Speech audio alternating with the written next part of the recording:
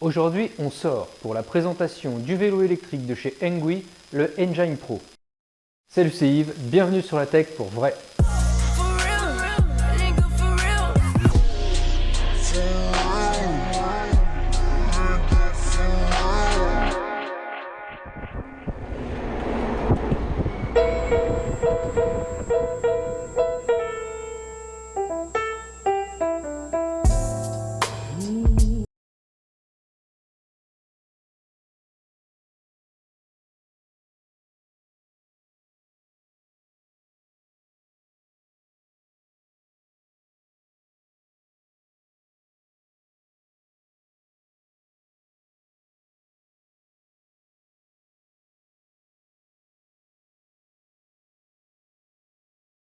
Ceux qui recherchent un vélo électrique ont déjà entendu parler du Engine Pro, ici en version améliorée, c'est-à-dire avec un écran couleur, mais surtout avec une batterie de 16 A, ce qui lui permet d'avoir une plus grande autonomie. Attention, nous ne sommes pas sur l'autonomie record du Gunai MX25, vidéo que vous pouvez retrouver ici, mais sachez qu'en assistance 5 et en mode sport, vous ne ferez pas plus de 30 km.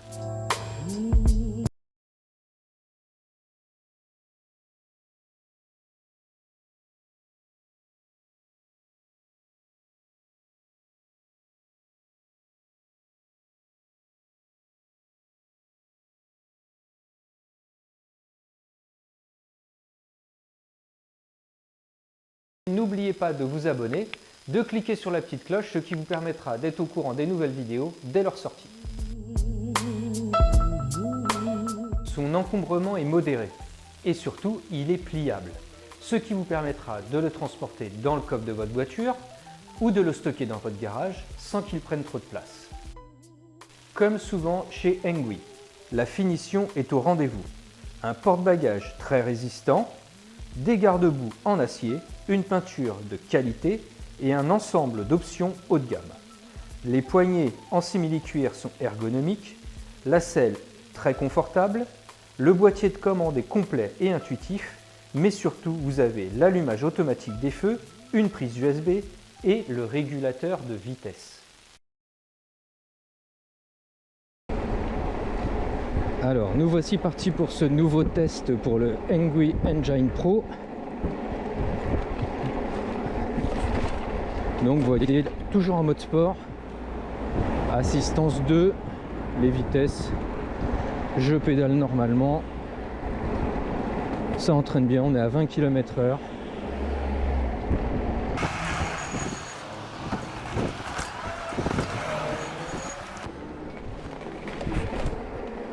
L'accélération est franche, batterie chargée à 100%, je ne sais pas si vous voyez bien sur l'écran. L'écran est assez lisible, hein, l'écran couleur, ça marche plutôt bien. Donc on voit ici 69 watts, 100 watts en crête par moment. « 558 km au total. 0,8 km, 800 mètres depuis la dernière charge.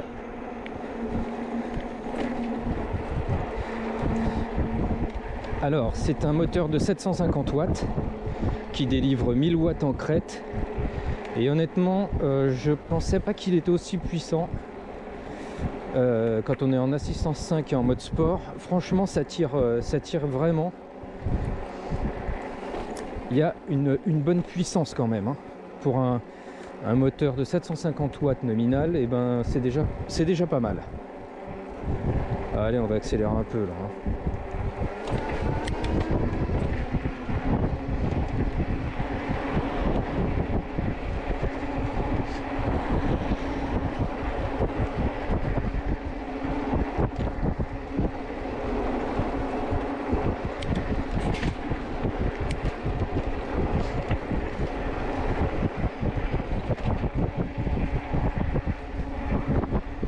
Donc en vitesse, quoi, en assistance 3, on est à 28 km/h, je continue à pédaler bien sûr, et puis on va passer en assistance 4,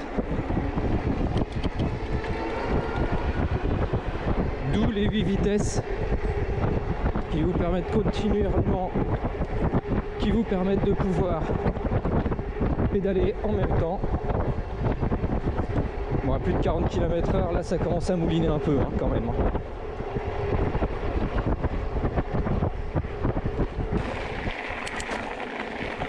Assistance 2, on va se mettre en assistance 3 et c'est parti. Et là, on va revenir sur la route. Et là, vous la connaissez cette petite route puisque je l'ai pris avec le Gunai. Et là, on va y aller en assistance 5 à la gâchette. Et je garde la gâchette. Au bout de 10 secondes, le régulateur se met en route. Et je n'ai plus de tout besoin d'appuyer sur la gâchette. 49, 50, 51, 53, 53 km/h. Et je peux lâcher.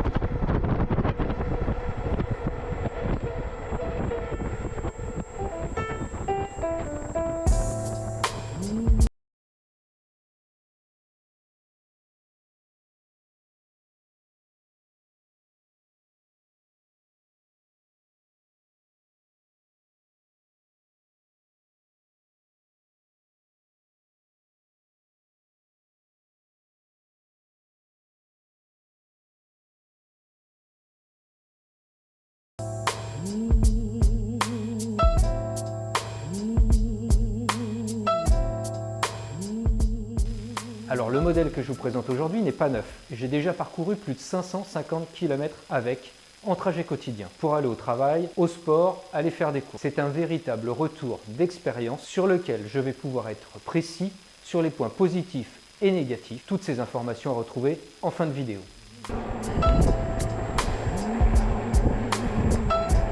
Alors vous avez dû remarquer que j'étais assez brutal avec. J'ai décidé de faire ce test en mode intensif. Et donc pour vous parler de la durée de la batterie, donc comme je l'ai dit, en mode sport en assistance 5, beaucoup de gâchettes, 30 km maximum. Après quand vous êtes un peu plus cool avec le vélo et avec les différentes assistances, vous pouvez faire beaucoup plus, c'est sûr.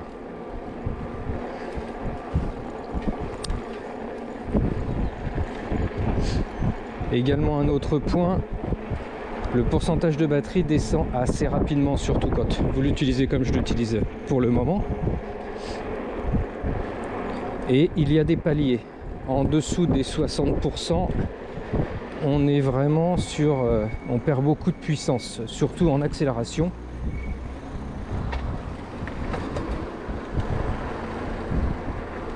Et en vitesse de pointe.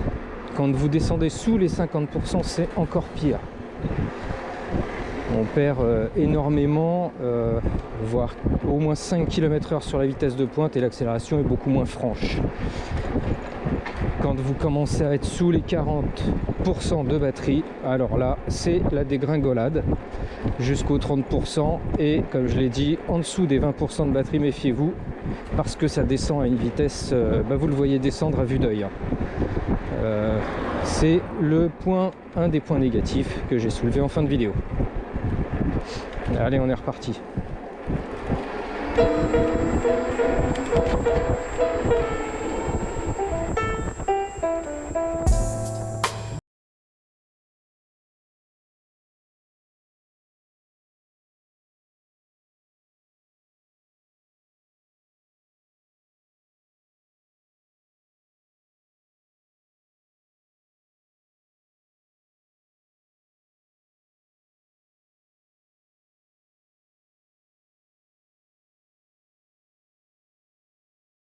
Mais une suspension avant réglable en dureté et avec en plus une position pour la bloquer. Une hauteur de selle pouvant accueillir un pilote d'1,60 m à plus d'1,80 m. Des feux avant et arrière à allumage automatique et feu de stop à l'arrière. Cadre, guidon et pédales pliables. Frein à disque hydraulique, boîtier de commande complet, écran couleur, gâchette d'accélération avec régulateur de vitesse, pneus Shaoyang et dérailleur 8 vitesses Shimano Altus. Vous verrez par la suite que c'est un point très important. Sur l'écran de contrôle, vous retrouverez les informations habituelles, le kilométrage total, le trip journalier, la puissance délivrée par le moteur, etc., etc. Vous aurez également les 3 positions d'assistance. Le mode éco, celui qui vous permet soi-disant de faire les 120 km avec le vélo, le mode normal et le mode sport. Le mode sport, c'est celui que j'utilise le plus souvent. Nous voici de nouveau sur notre piste cyclable. Assistance 1, mode sport. Je vous passe les modes éco et standard puisque je ne les utilise pas. Voyez le nombre de watts utilisés par le moteur. On va passer en assistance 2. Donc, c'est pas transcendant. Tous les paliers sont bien sûr réglables. Hein. Donc, assistance 3. Ah, là, par contre, c'est pas la même chose. Là, ça tire. On va même changer un peu de vitesse. Alors, je vais doubler les piétons. Et après, on va pouvoir accélérer.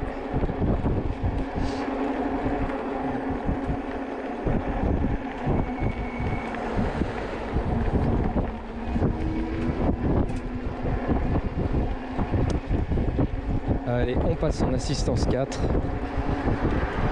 Et là, on va se mettre sur la 8e vitesse pour pédaler en même temps.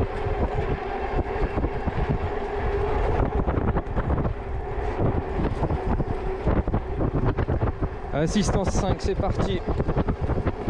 À la gâchette.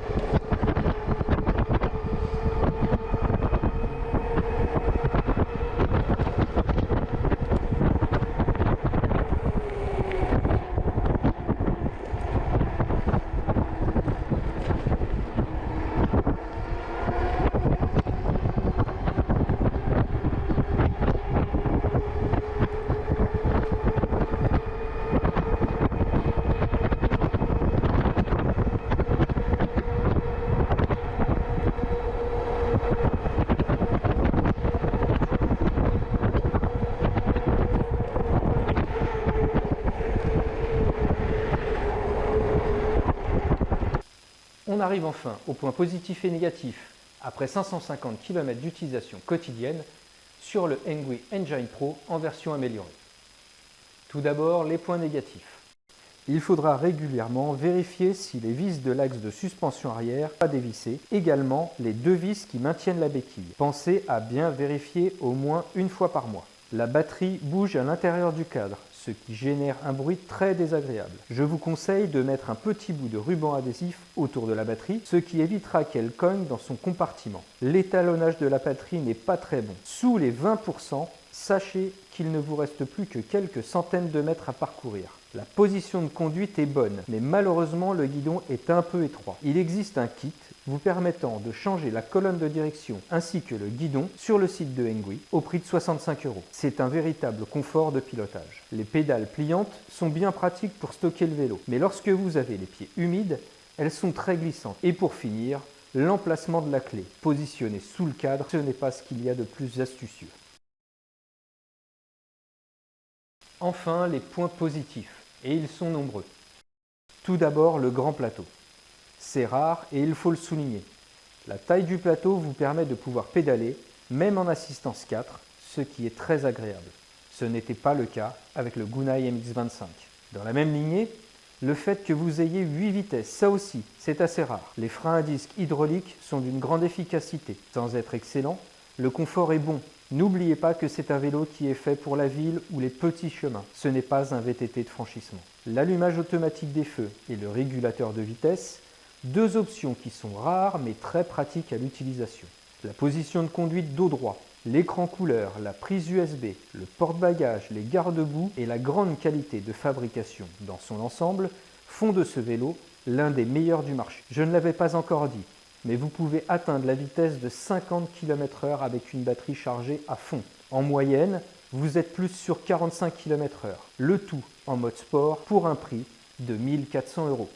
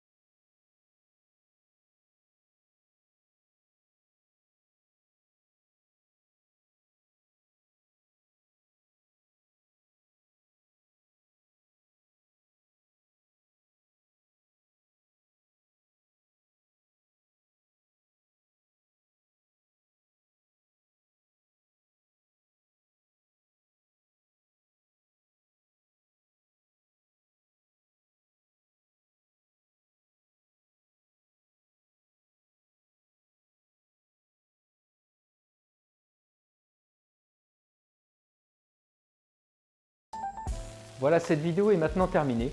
J'espère qu'elle vous aura plu. N'hésitez pas à me laisser des commentaires